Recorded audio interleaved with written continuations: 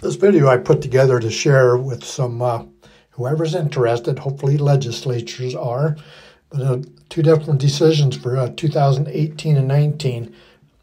18, everything was pretty much spot on.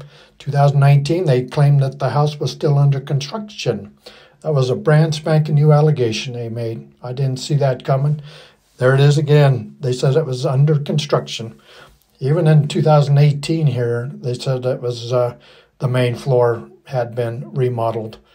So it gets more convoluted as you keep going with it. So it's part of this, most of this is about the PowerPoints. This is also from 2018. In addition, the taxpayers have remodeled most of the main floor. The same Commissioner Cragen, who oversaw this both, they don't read their own decisions before they make their own for new ones. So these are dated remodels for what actually happened in 2016 for the most part, a little bit in 17. So you're gonna see some interesting testimony from Mr. Tim Bodily. He's a deputy district attorney for Salt Lake County. This is a difficult way to proceed without the petitioner, because we don't know for certain what he wanted to emphasize in his exhibits and what he wanted to actually present. That last photograph was submitted as evidence and they removed it. And this one was sent to him 41 days before the Zoom hearing from my attorney. So he knew exactly what the only changes were for the tax year. So I do want to emphasize why there was an increase in value. It had nothing to do with anything other than in 2018, because of the remodel upstairs, the county had assessed it as only 75% complete. So in other words, they assess it as if it was under construction. In 2018, our understanding, and it seems to be consistent with what the petitioners represented, those improvements were all complete, and therefore it was changed to 100% complete home, like any other home that would be assessed. That 25%, obviously on just a raw adjustment, would increase the 2018 assessment well above what we've assessed it at in 2019, but of course that's focused on the building, not the land. So it doesn't translate directly to 25%. And of course, there is the market increase in value that did occur between 2018 and 2019 for all homes in this area. So those two reasons would be why the value is substantially higher than it was in 2018. And I can't emphasize this enough, that assessing the property at 25 or 75% in 2018 does impact value significantly. And when the home is complete and the remodel was done, it goes to 100%. Now, the taxpayer, for whatever reason, seems to confuse this 100% with meaning that the county has determined that the property was 100% remodeled in 2018. That is not the case. We fully recognize that only the upstairs, which is the most important part, was fully remodeled in 2018 for the most part. The 100% complete is simply that construction is done. And yes, the basement is older, but construction has been done and was done some years prior to that. So the taxpayer, the petitioner, seems to confuse the 100% complete with somehow a misunderstanding that we mean by that we assume that the whole house was remodeled 100%. Is there any question on that, Your Honor? Does that explanation make sense? If not, I'll move to the next slide. Petitioners do carry the burden of proof to show material error. Actually, I think that should be substantial error and a sound evidentiary basis in the BOE's decision. which sustained the assessment. Here on this page, is this helpful at all? It looks like it kind of goes back to the same thing as previous. Oh, go ahead. The equity argument and the increase argument is hard when the subject property has been renovated. And so I don't think it's appropriate to say, look how much mine's gone up versus someone that hasn't been remodeled, if that makes sense. All right. Let's move to anything else you need to add here, Mr. Walcott? No. Let's move to Exhibit 3 real quickly. Mr. Watcott's original prognosis said 75% complete, moved to 100. It did not say that the 75% was still under construction. This intent was clearly to show the differences in inflation rates between ours and all of our neighbors, and Mr. Watcott ignored that and went right to it's because of the remodels that did occur and for the 2018 tax year. They refused an inspection, and then this is another problem, Your Honor. By the taxpayer's own admission, and it's in the appraisal that he submitted, the appraiser was not permitted an inspection either. And then subsequently, the appraiser did communicate with the county and asked that the appraiser the appraisal not be used and not be considered. We'll testify and offer evidence that our assumption is that was partly done because the appraiser learned that the upstairs was in significantly better condition than what was represented to him and what he assumed in his appraisal. And you'll see the adjustments there, and we'll discuss that when we get there. That last clip was submitted to the Tax Commission and to all respondents on March 3rd. But then this is what showed up, or didn't show up, that I submitted for the hearing when they were going to discuss it. So they excluded showing this one with my comments. There's something super fishy going on, whereas the secret, what did my appraiser tell the commission? That it was better condition. And the last thing I'll ask is that he does ask for opportunity to respond to our evidence, and I don't know how the commission wants to handle that, because this could go on forever through emails and responses. This was the time certain for the taxpayer to present his rebuttal evidence, and I think the commission should close the evidence portion of the hearing at this time, and that would be my motion. And we'll grant that motion and close the record. We'll take the information received under advisement. The commission will issue a written decision, and that decision will include appeal rights available to either party. All right. Thank you for your time, and I'm sorry it was complicated, but the Zoom did help, so I appreciate that, Your Honor. Do it. Thank you. I will go ahead and stop the recording now. Those clips of Mr. Bodily was his PowerPoint that he wanted to emphasize why the value went up $130,700 from the previous one. It went up, I think it was $87,000, because they made mistakes in assessment. And they also acknowledged in that decision that most of the main floor had been remodeled. So Mr. Bodily interpreted complete as meaning it's still under construction. The missing document was photographs of the only remodel, and it was submitted with 20 other items for the hearing. They didn't all show up, and that is the reason. The best stuff was concealed in this formal hearing, and it was resubmitted for reconsideration as new evidence.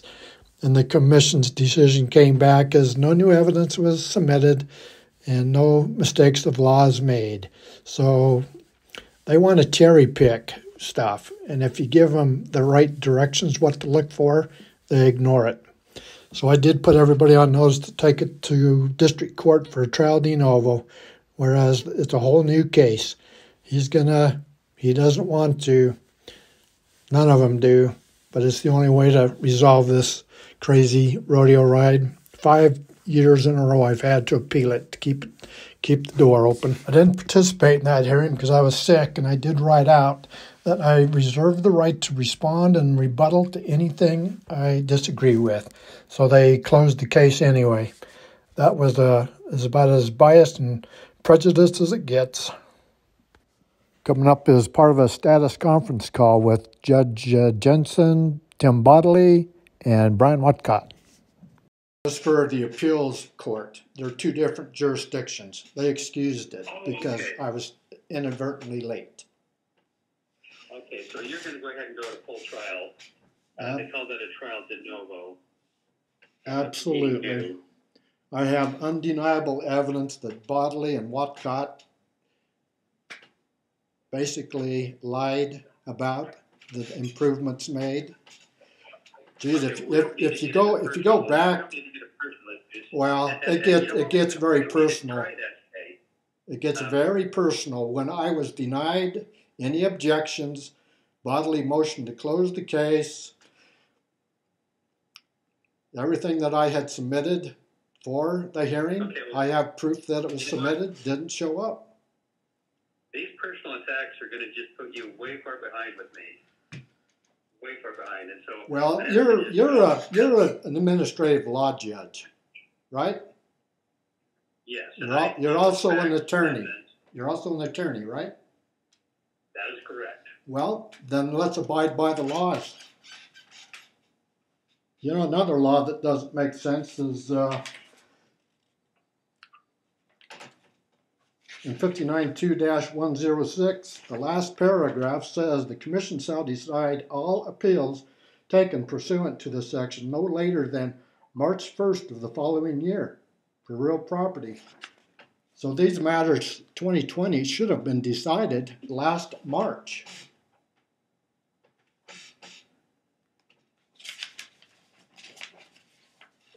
And we, of course, cannot do that because we need a decision on the 2019.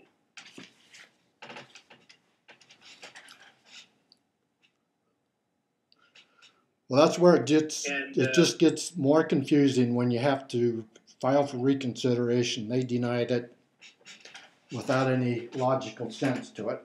Everything I submitted cited why it should be reconsidered.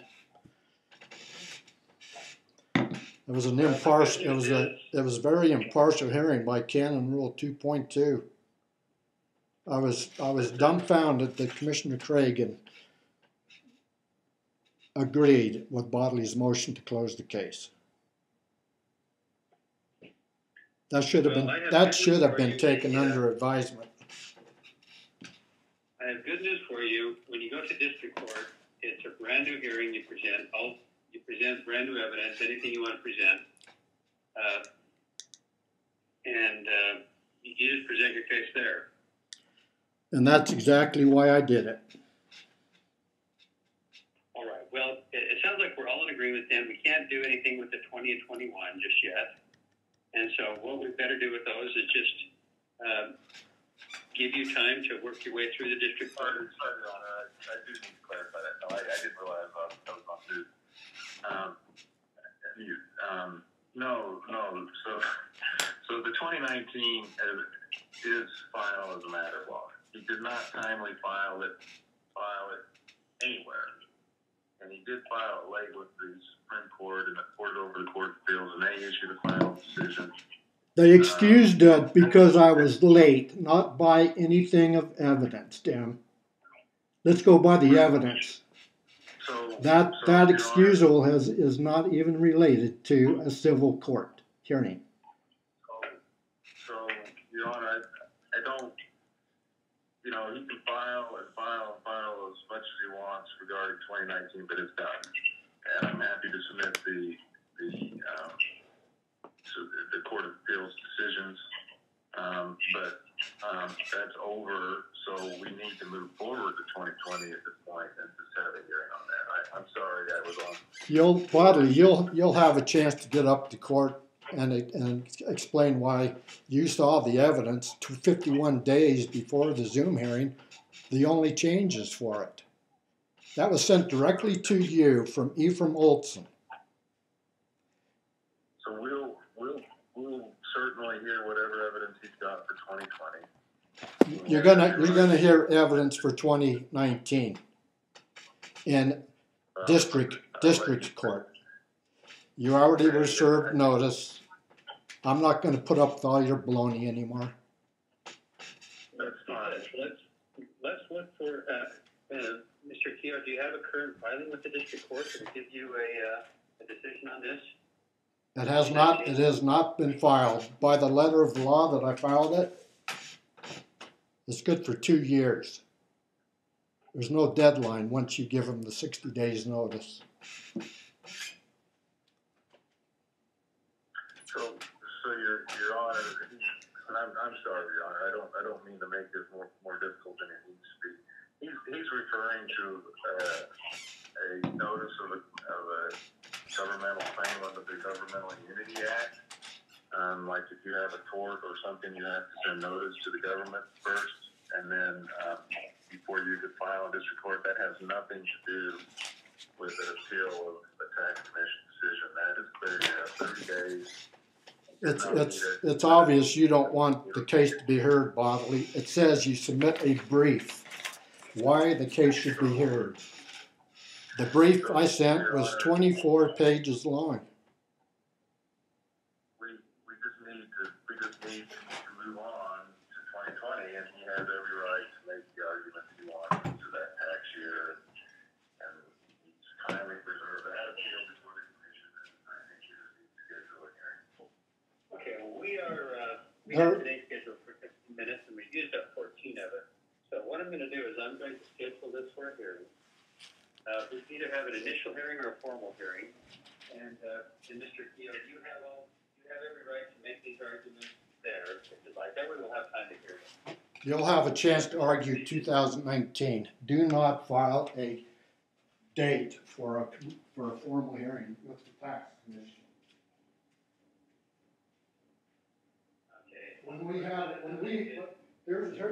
This is even crazier. When we had a status conference call on May 26th on the commercial property, I told all the parties that I would take that to civil court too. And what did Jane Fan do? She started a formal hearing for it. So I'm right on the cusp of serving notice to take that to civil court too.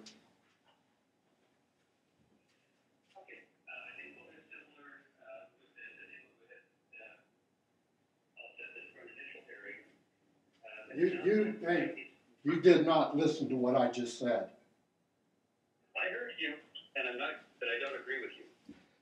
Oh, you have a right to be heard. You're okay with an unbiased, impartial hearing? That's what 2019 was.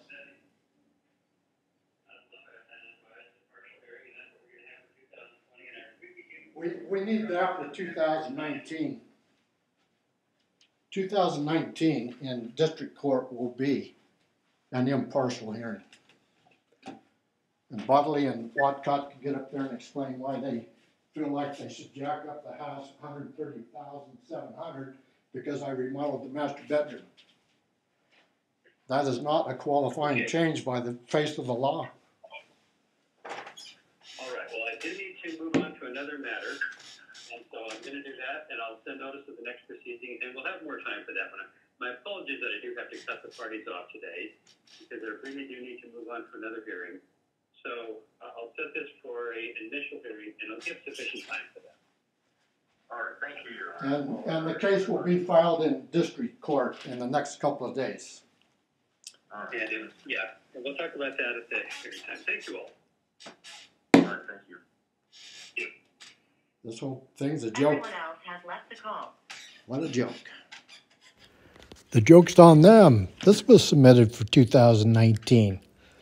And it clearly states that I said it was 75% complete. And then also that it was 100% complete the day he showed up. If you don't like the outcome of a commission formal hearing, they offer you two remedies: reconsideration and or appeals court. I've done both. So the other remedy, which they don't even mention, is district court. It even is mentioned in the commissioner's website. So anyway, I did put them on notice on May 9th, 2022 to take it to district court. And you have 60 days before you can actually file it. And they are supposed to acknowledge and send receipt that they received it. Only the tax commission did.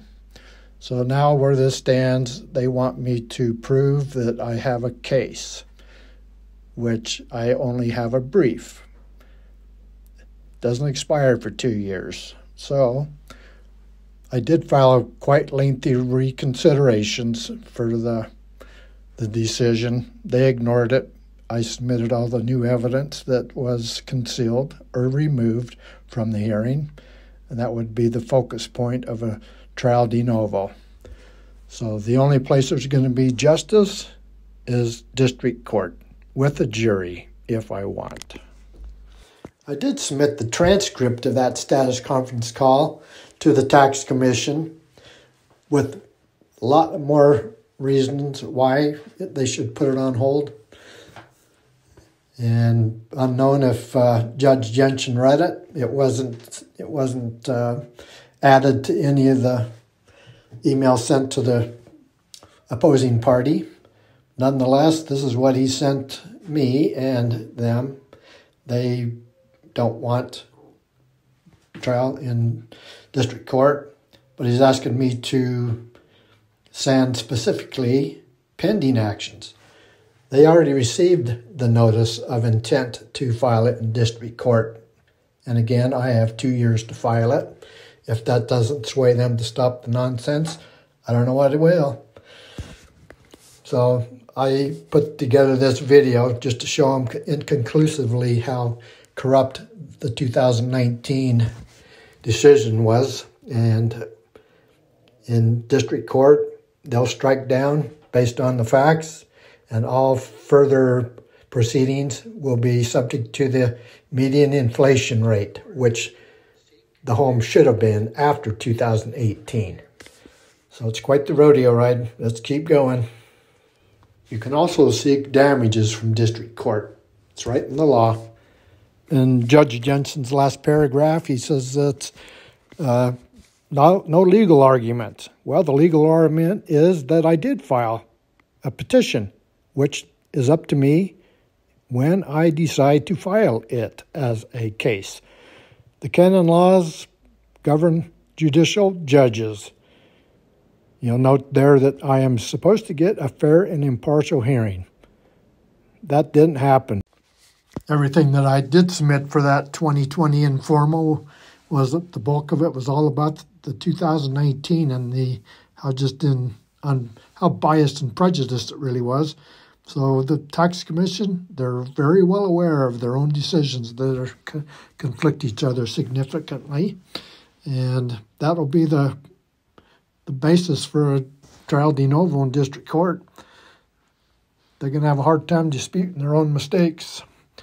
This is another law coming up that they have breached. It's 592-1006.